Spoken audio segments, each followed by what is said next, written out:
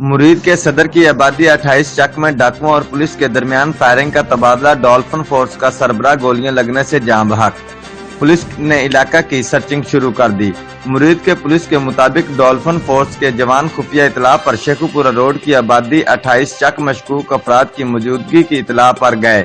Dolphin force जो ही एक डेरा के करीब पहुंची तो वहां छुपे मुलजमों ने पुलिस पर फायरिंग कर दी, जिसके नतीजे में डॉल्फिन फोर्स मुरीद के का सरबराह इजाज शहीद हो गया, जबकि मुलजम फरार होने में कामयाब हो गए। वाक़या की इतला मिलते ही डीपीओ गाजी सलाहुद्दीन मुरीद के पहुंच गए, जबकि शहीद पुलिस एहलकार की डेड बॉडी मुरीद के THQ अस्पताल मुंतकिल कर दी, जहां डीपीओ ने मीडिया से गुफ्तगू करते हुए कहा, मुलजमों की गिरफ्तारी के लिए इलाका में सर्च ऑपरेशन शुरू कर दिया गया है।